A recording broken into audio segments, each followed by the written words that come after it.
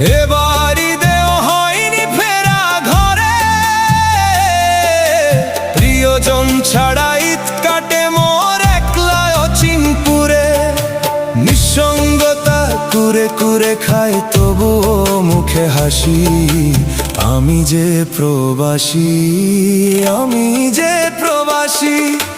সবাই ভাবে প্রবাস মানেই রঙের দুনিয়া, কেউ তো দেখে না এই বুকে কি যে যন্ত্রণা।